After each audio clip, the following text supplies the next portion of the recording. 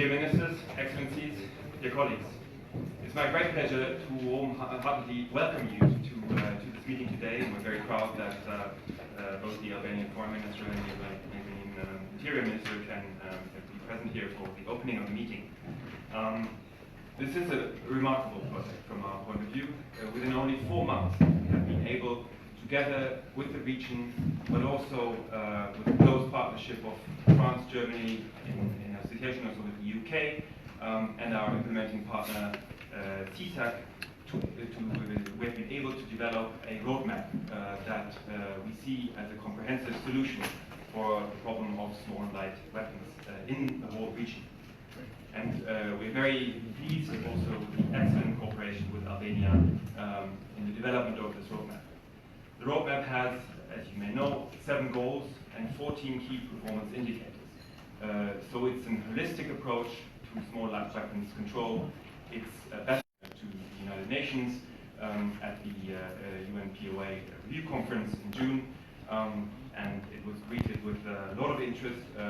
Deputy Minister Boda was also present when we did this presentation, so I think it's very clear that the whole world looks at how this will be implemented and will be with you to help implementation. You see the donor community is very well present, not just EU, but we're pleased also that US can be here. So it's an expression of donor community joining forces to help the region to find a comprehensive solution to this project. So the next step will be the development of national action plans. Albania, together with cila, is already working on this, as we see. And then it will be our part of the donors, to conference in Paris on December 11th, where donors and of course also the region will be present and introduce the national action plans and your needs assessment, and then we will try to match your needs with the appropriate funding so that it will actually be possible to bring this problem under control in the whole region project. We would like to find a comprehensive solution by 2024. The idea of this being that there is a certain urgency in the topic. Weapons from the regions were used in the terrorist attacks in Paris in 2015, but also this region has been given an enlargement perspective, and it's our firm determination that this issue will not burden the enlargement process. So we will try to equip you with the means and also the political support to solve the problem.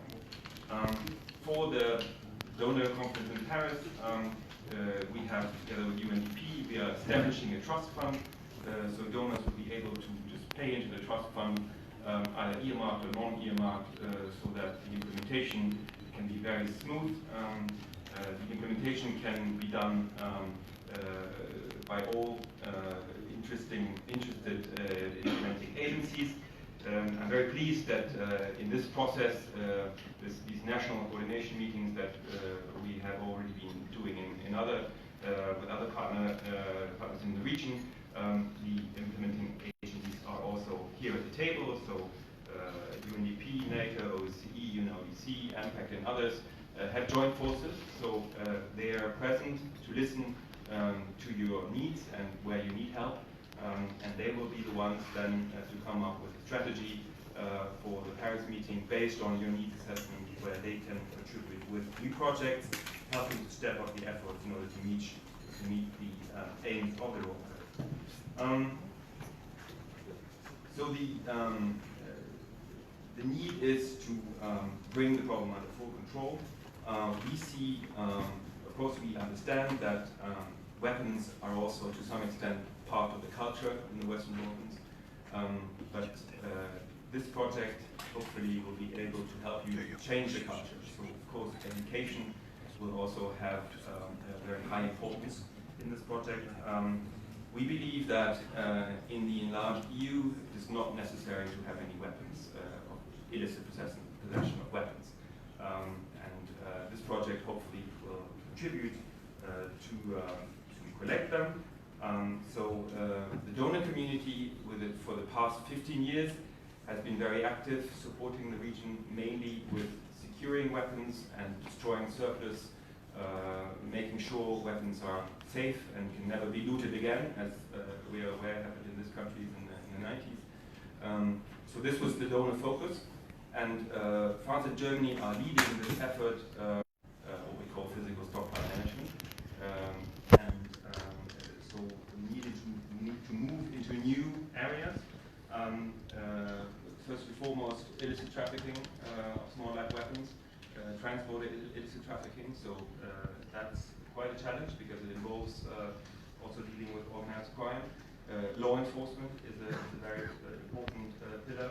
And last but not least, we need to collect the remaining weapons that are still sitting illicitly in the caves of people's private houses, so that they can no longer pose a threat to both your country, to the region, but also to Europe as a whole. We will then have in next year a monitoring conference. As I said earlier, the roadmap comprises 14 key performance indicators that will allow us to measure progress. And this conference will be held in Berlin at the end of next year to see 1 year of roadmap implementation, how much project you have been able to achieve, and where you need extra help.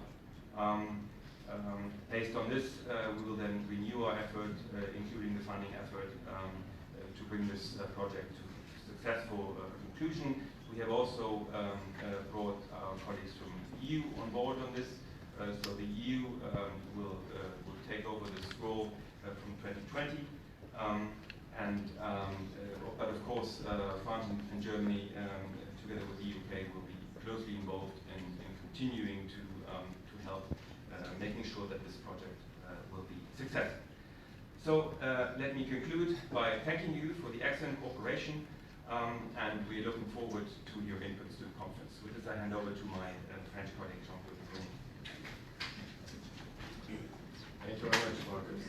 Dear Ministers, Excellencies, dear participants, I'd like to say bonjour, mire benches, and my German colleague has already touched upon the main points, and I won't repeat what he has said, but I would like to stress three key messages. And first, I would like to mention from our French perspective, when we joined Germany to lead this new momentum in the fight against illicit trafficking of small arms and light weapons in the Western Balkans, we thought that really this issue of the illicit trafficking of small arms and light weapons is really an important threat to all of us, to all of our countries, and that it's so important to make really an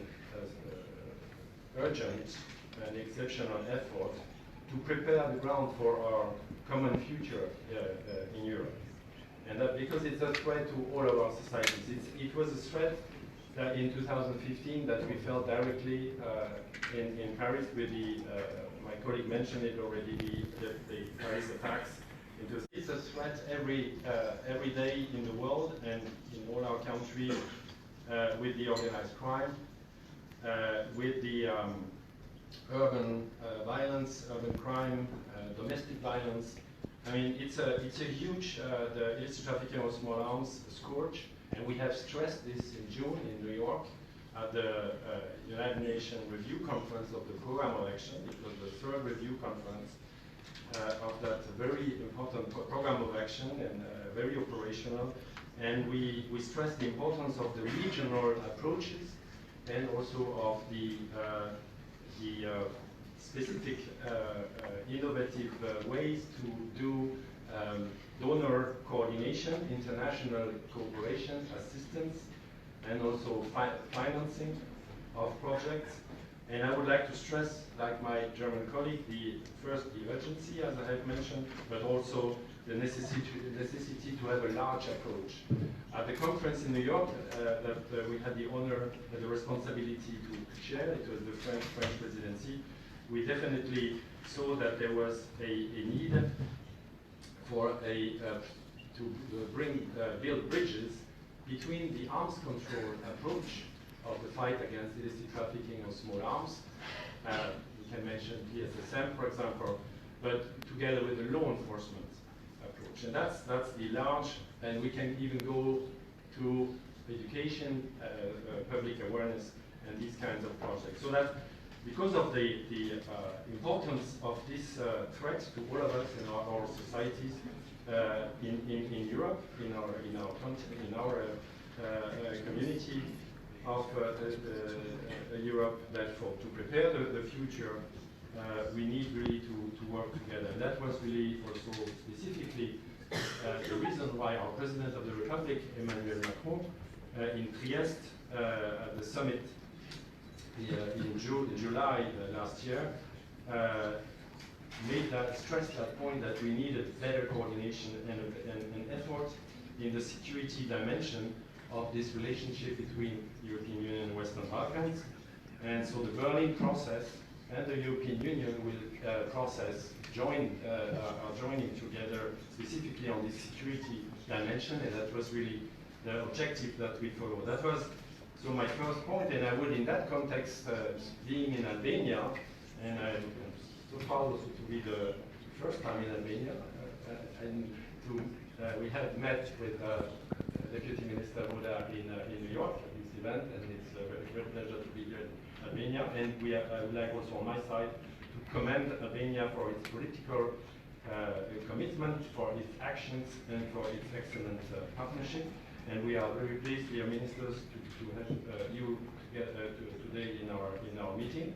My second point, really very quickly, I touched upon, is the importance of innovative ways in the dialogue between recipient countries of assistance. That's what we are doing today, and specifically this morning. We need really to have cooperation that fits with the real needs of the countries and with the real ownership by these countries of the strategy, of the roadmap, and also of the programs that implement that roadmap. And innovative also in the coordination of donors. And I would also very warmly welcome all participants from member states of the EU or outside the EU, and of international or regional partner organizations.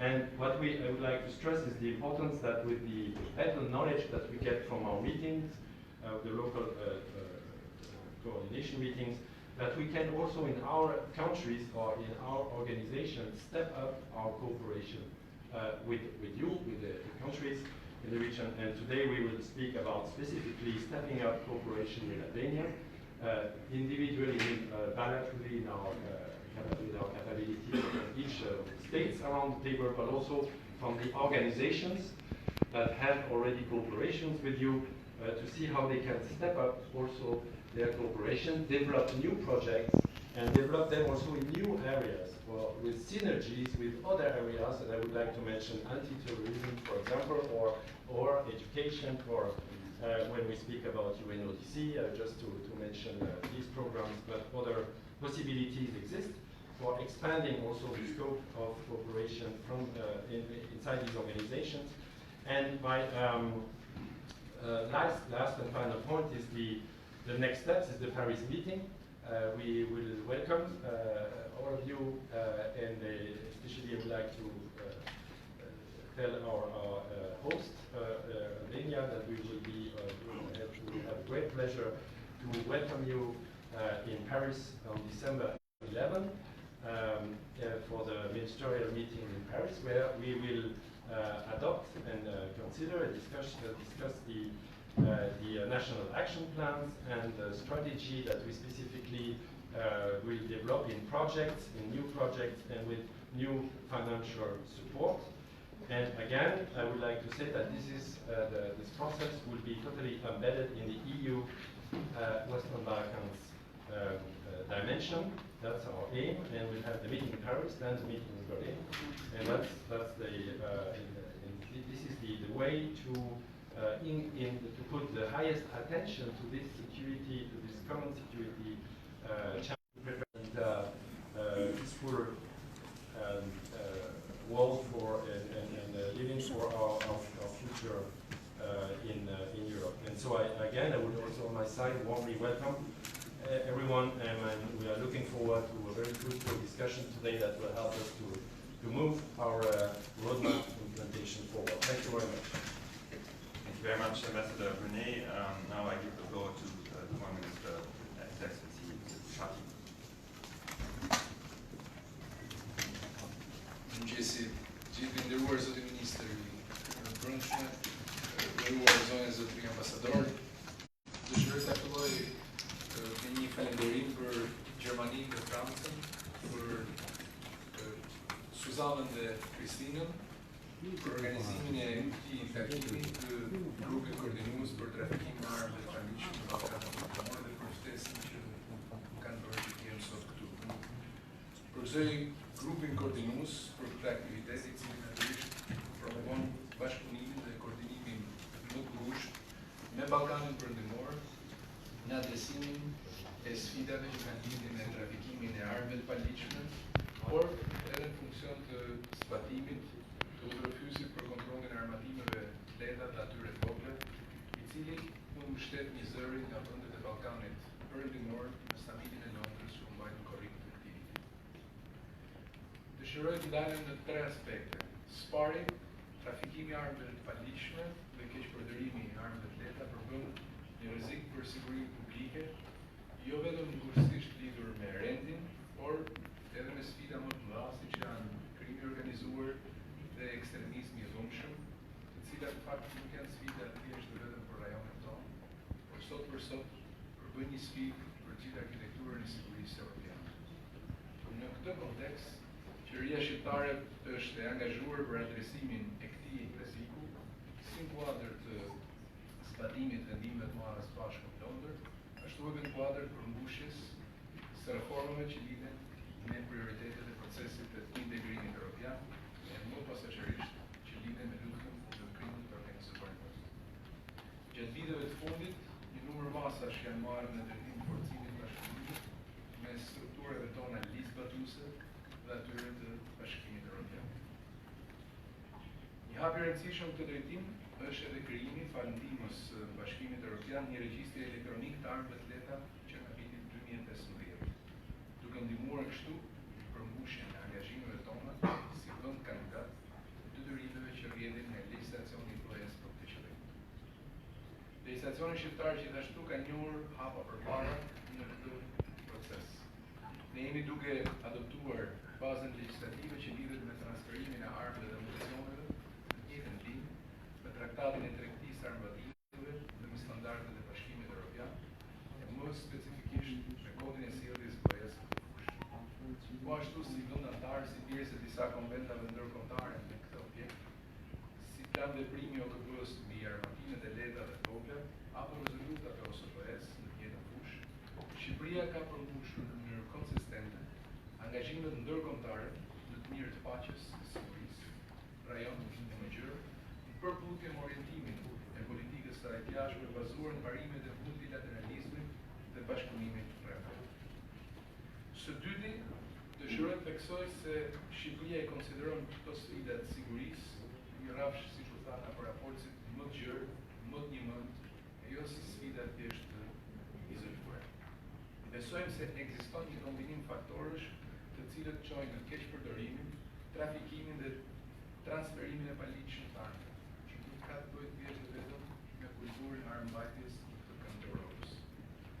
Këto faktorë, ashtu si faktorët që ndikojnë në krimin organizuar, duhen adresuar jo vetëm në mënyrë teknike apo nëpërmjet qasjeve ndëshkuese, por me anë një qasje parandaluese që përfshin gjithë aktorët e institucionit e jo më pak në të theksin e komunikimit me shoqërinë. Elementi zhvillimor është shumë i rëndësishëm në adresimin e sfidave të sigurisë. Gjithnjë jemi përpjekur për të shpjeguar se sundimi i drejtës është i lidhur me komponentin ekonomik. Se nuk mund të ketë sundim i drejtës as siguri pa një komponent zhvillimor, siç nuk mund të ketë komponent zhvillimor të qëndrueshëm në shoqërinë në Ballkanin Perëndimor pa sundim të drejtës. Dhe edhe në këtë proces ne duhet të shohim të dy këto çështje të lidhura ngushtë me njëra tjetrën. Gjithashtu, një vend si Shqipëria apo rajoni Ballkanit Perëndimor, Evropa Adriatike, Evropa Juglore, sido që të quajmë, domosdoshmëri dhe parakusht i suksesit për pjekjeve tona për forcimin e sigurisë si brenda vendeve tona, por edhe të tjerë. Nuk është rasti që strategjia globale e Bashkimit Evropian për siguri e përmend 4 herë Ballkanin Perëndimor dhe në të 4 rastet e përmend të lidhur ngushtë vetëm me elementin e sigurisë. Çka nuk kupton që duhet më tepër sforca nga gjithë ne, Bashkimi Evropian në vendin e Ballkanit Perëndimor, për të përfshirë edhe komponentin zhvillimor dhe për ta transformuar Ballkanin Perëndimor nga një baçe të harruar në një kopsht si një pjesë integrale.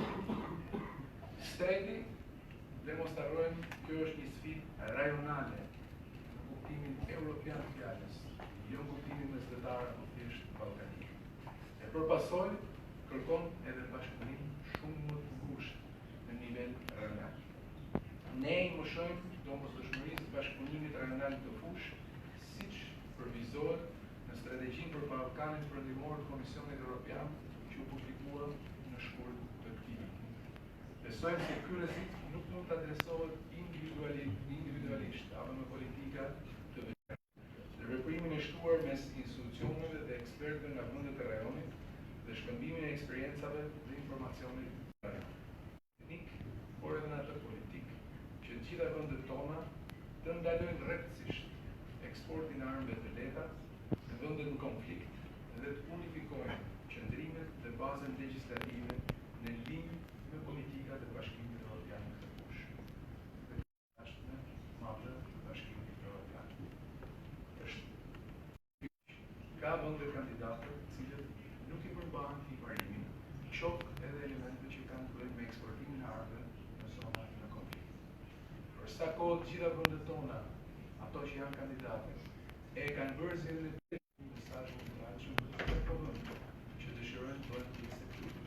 Kur vjen puna tek njësimi politikës së jashtme, njësimi qendrimi të politikës së jashtme dhe veprimet konkrete në ato që janë bërë për çfarë krizë, vendet që janë bërë pjesë e kësaj iniciative dhe pretendoj angazhimin tonë, angazhimin e qeverisë shqiptare për të bashkëpunuar në këtë drejtim në mënyrë që objektivat e planit të veprimit të përmbushen të gjitha njëherë. Faleminderit.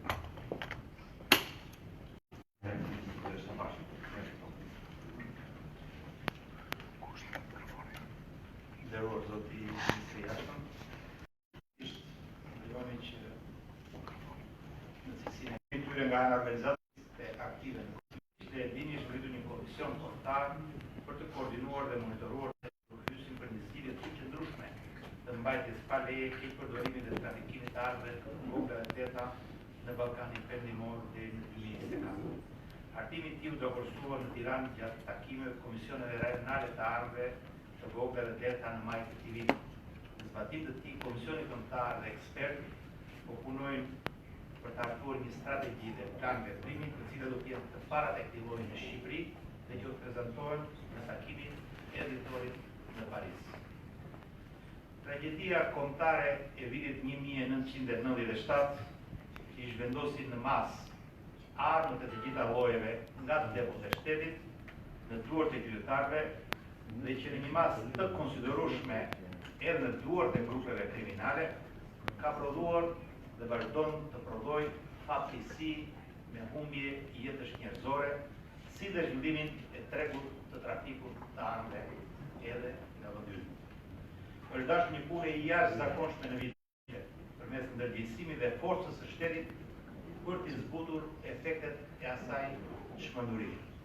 Ne jemi të ndërgjegjshëm se armë të tilla gjenden akoma në duart të papërgjegjshëm. Shqipëria ka arritur rezultate të mira në luftën kundër trafikimit të armëve, sidomos për shkak të bashkëpunimit shumë të mirë mes policisë dhe doganave, por dhe bashkëpunimit me vendet shqinje në të dy nivelet, përmes proceseve të ndërgjegjësimit dhe forcimit të masave shtrënguese, ka ndihmuar në vetëdorëzimin e armëve me qytetarëve nga ana e vetë qytetarëve, si dhe identifikimin dhe ndëshkimin e rasteve të armbajtjeve pa leje. Kjo ka çuar dhe në një ulje të ndjeshme të numrit të vrasjeve dhe plagosjeve me armë zjarri. Në vitet 2013, gjatë atij 7 plagosje të rënda me armë në një vit. Në vitet 2014-2017, këto trebuz zbritën në 69 vrasje dhe 136. Këto shifra janë shumë më të ulta, edhe gjatë këtij viti që jemi, të pakrahasueshme me vitet e mëparshme, por tashmë edhe në një nivel të mirë krahasimi me mesatarin e vendeve të Bashkimit Evropian. Aktualisht, Policia e Shtetit, në bashkëpunim me agjencitë e tjera ligjzbatuese në vend, është përfshirë në një operacion të gjatë në kontrollin e territorit për armëve të zjarrit të gjitha llojet. Gjithsesi, ne jemi të vendishëm se megjithse legjislacioni penal për armbajtjen pa leje në Shqipëri është ndër më të ashprit në rajon, ekziston një problematik reale për sa i përket armbajtjes pa leje dhe trafikimit të armëve. Një kuadër ligjor më i qartë dhe kryesorja e implementimit i tur do të ndihmojë në parandalimin më mirë të ngjarjeve të kronikës së zezë në të fushë. Përgjegjësimi i fokusimit mbi rrezikun e armëve është një aspekt shumë i rëndësishëm dhe mbetet një prioritet për punën e policisë së shtetit, por dhe një detyrim për të gjitha institucionet e vendit dhe veçanërisht institucionet arsimore, ato të qeverisë vendore, komunitetet fetare, shoqëritë civile, mediat e tjerë. Deri sot është e vërtetë se fushata ndërgjegjësuese për dorëzimin e armëve të vogla dhe të lehta të përdorura disa herë në Shqipëri ka rezultuar përgjithsisht të suksesshëm. Riaktivizimi i një fushate të tillë, por të edhe më gjithësishtëse, duke bashkuar energjitë të gjithëve, konsiderohet si domosdoshmëri nga ana jote. Shqipëria ka tashmë një strategji mjaft të mirë të menaxhimit të integruar të kufijve, e vlerësuar si e tillë dhe nga përfaqësuesit e Frontexit që e kanë monitoruar atë.